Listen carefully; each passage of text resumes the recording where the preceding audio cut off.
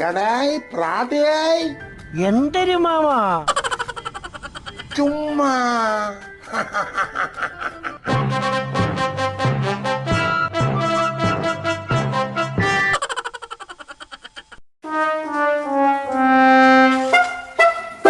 ഓ വന്നല്ലേ ഇന്നലെ എവിടെ വരുന്നടാ? എന്തോ ഇന്നലെ എന്തൊരു കുഴപ്പം? എടാ പഞ്ചായത്ത് ഓഫീസിൽ പോയി ഒരു കാര്യം ചെയ്യണമെന്ന് നിന്റെ അടുത്ത് പറഞ്ഞില്ലേ? നീ എന്താ ഇന്നലെ വരാത്തത്? മാമ അതിനെക്കാട്ടി വലിയൊരു കാര്യത്തിന് വേണ്ടിയാണ് ഞാൻ പോയത്. എന്തരാണ് അതിനെക്കാളും വലിയൊരു കാര്യം? എൻ്റെ വല്യച്ഛൻ്റെ വീട് വരെ പോരുന്ന ഞാൻ. ആര്? മധുസൂൻ്റെ അവിടെ? ഓ, മധുസൂൻ എന്താ വിശേഷം? മധുസൂനെ വല്യച്ഛനല്ല വിശേഷം, പിന്നെ വല്യച്ഛൻ്റെ മോക്ക് ബിന്ദുവിന്. ചേടാ മിടുക്കാ. എന്തോ അമ്മ? എടാ കല്യാണം കഴിഞ്ഞ് 1 മാസം ആവണതിന് മുമ്പ് ആ ചെറുക്കൻ വിശേഷം ഉണ്ടാക്കി എടുത്തല്ലേ? എൻ്റെ മാമ ആ വിശേഷമല്ല. പിന്നെന്തൊരു വിശേഷടാ? ഈ ബിന്ദു പെണ്ണ് വീട്ടിൽ വന്ന് നിൽക്കണമെന്ന്. ആരെ? ഈ ബിന്ദു പെണ്ണെ വീട്ടിൽ വന്ന് നിൽക്കണമെന്ന്. എടാ ബിന്ദു അവളെ വീട്ടിലല്ലാതെ പിന്നെ നാട്ടുകാരെ ആരെങ്കിലും വീട്ടിൽ ചെന്ന് നിൽക്കുവോ? എൻ്റെ പൊന്നു മാമ അങ്ങനല്ല വന്ന് നിൽക്കണത്. പിന്നെ എങ്ങനെ വന്ന് നീന്നെ? അവനും അവളും കൂടെ എന്തൊരു വഴക്കായിട്ട് വന്ന് നിൽക്കണമെന്ന്. 1 മാസം ആവും മുമ്പേ പിണക്കമായ ഭയങ്കര വഴക്കുന്ന അവിടെ ചണ്ട. അപ്പൊ ഞാൻ ഉദ്ദേശിച്ച എന്ന കാര്യം? മാമൻ എന്തിനു ഉദ്ദേശിച്ചത്? സ്ത്രീധനത്തിന്റെ എന്തെങ്കിലും കുറവ് വന്നിരിക്കും. കഴിച്ച് പോയി മാമ. സ്ത്രീധന ആ ചെറുക്കൻ ചോദിച്ചതിനെക്കാട്ടി കൂടുതലാണ് കൊടുത്തത്. 2 പവൻ കൂടുതൽ ഇട്ട് കൊടുത്ത്, അറിയാമോ? ഓ 2 പവൻ കൂടുതൽ ഇട്ട് കൊടുത്താ? പിന്നല്ലാതെ. എന്നാലും ഇപ്പോഴത്തെ ചെറുപ്പക്കാർക്ക് എത്ര കിട്ടിയാലും തികയുള്ളടാ. തന്നെ മാമ, തന്നെ. അതായത് കൊടുത്തത് പോയിട്ട് വീണ്ടും കിട്ടാൻ വേണ്ടിയുള്ള ഒരു ആക്രാന്തമാണ് ഇപ്പോഴത്തെ ബാല്യക്ക്. പഴയ കാലഘട്ടത്തിൽ ഈ സ്ത്രീധനത്തിന് ഇങ്ങനെ ആക്രാന്തമൊന്നുമില്ല. ഇപ്പോഴാണ് ഇത്രയും ആക്രാന്തം. അത് ശരി തന്നെ. നമ്മളെയൊക്കെ കാലഘട്ടത്തെ ഇതൊന്നുമില്ല അമ്മ. എങ്ങനെയാ എങ്ങനെ? നമ്മളെയൊക്കെ കാലഘട്ടത്തിൽ ഇങ്ങനെയൊന്നുമില്ല. സ്ത്രീധനത്തിന് ആക്രാന്തമൊന്നുമില്ല. നടത്തടാ. എന്തോ അമ്മ? ഞാനും നീ എന്തരെ ഒരേ കാലഘട്ടത്തിലുള്ളതാ മാമ. നമ്മളെ കാലഘട്ടം എന്ന് പറയും എന്റെ കാലഘട്ടമാണ് ഞാൻ പറഞ്ഞത്. നിന്റെ കാലഘട്ടമോ? ഓ, എന്റെ കാലഘട്ടത്തിൽ ഇങ്ങനെ സ്ത്രീധനത്തിന് ആക്രാന്തമൊന്നുമില്ല. താരണത് മാറ്റിട്ട് നമ്മളങ്ങ് പോകും. അതാ സദാശിവന് പറ്റിയ ഏറ്റവും വലിയ അബദ്ധം. ഞാൻ സദാശിവ മാമ? നിന്റെ ഭാര്യയുടെ അച്ഛൻ സദാശിവന്. എന്റെ ഭാര്യയുടെ അച്ഛൻ സദാശിവ മാമൻ എന്തിനു പറ്റി? അവൻ അന്നൊരബദ്ധം പറ്റി. ഒരു പോക്കും ഇല്ലാത്ത നിന്റെ തലയിൽ വിട്ടിച്ച് കെട്ടി വെച്ചില്ലേ? എന്തിനായിരുന്നാലും ഞാൻ അവളെ അന്തസ്സായിട്ടല്ലേ അമ്മ നോക്കണത്. അന്തസ്സായിട്ട് തന്നെ നോക്കണത്. എന്റെ കാലം കഴിയണത് വരെ അന്തസ്സായിട്ട് തന്നെ നീ നോക്കും. തോമ മാമന്റെ കാലം കഴിഞ്ഞ അന്തസ് മാറണത്? എന്റെ കയ്യിലുള്ള പണവും പിടുങ്ങിക്കൊണ്ടല്ലേ നീ അന്തസ്സൊക്കെ കാണിക്കുന്നത്.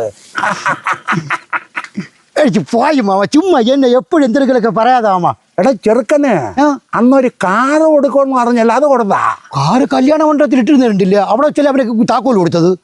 അവിടെ ഒരുപാട് കാറ് കിടക്കണ കണ്ട്. ഞാൻ കണ്ടില്ലായിരുന്നോ? ഞാനിതൊന്നും കണ്ടില്ല.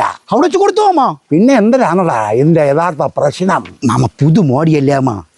പുതുമോടി കല്യാണം കഴിയുമ്പം അതിനെയാണ് പുതുമോടി എന്ന് പറയുന്നത്, അല്ലാതെ വയസ്സുകാലത്താ പുതുമോടി. മാമ അതല്ല, ഇവര് പുതുമോടി ആയിരുന്നപ്പോഴേ അങ്ങോട്ടും ഇങ്ങോട്ടൊക്കെ ഓരോ കാര്യങ്ങളൊക്കെ പറയൂലേ. ഓരോ കാര്യങ്ങൾ അപ്പോഴാണ് പറയുന്നത്.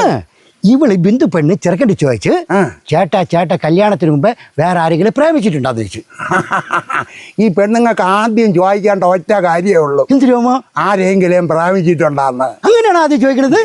പിന്നല്ലാതെ. അങ്ങനെ ഇവള് അവൻ്റെ അടുത്ത് ചോദിച്ചു. അപ്പൊ അവൻ എന്തിനു?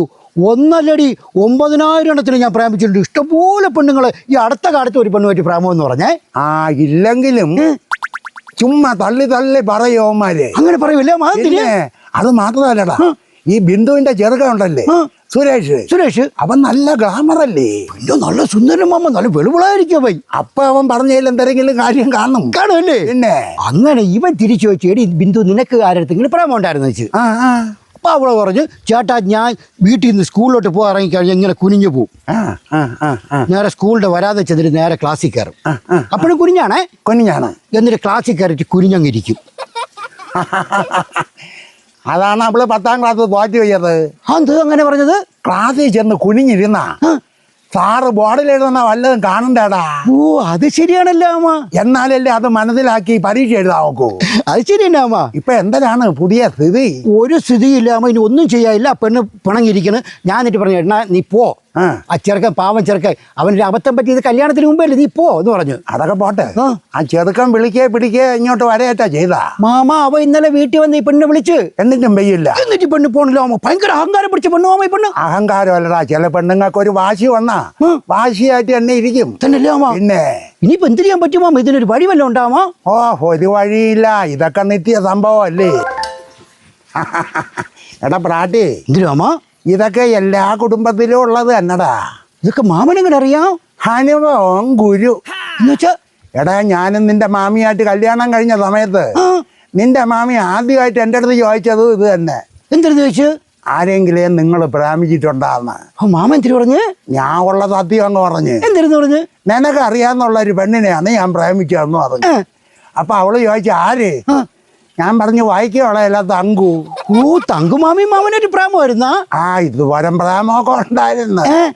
അന്ന് മുതൽ ഇന്ന് വരെ തങ്കുവിന്റെ പേരും പറഞ്ഞോണ്ട് തന്നടാ ഈ മാമനും അനുഭവിച്ചോണ്ടിരിക്കുന്നത്. എന്തിനോമോ ഈ മാമനും അനുഭവിച്ചോണ്ടിരിക്കുന്നത് തന്നെ? വാ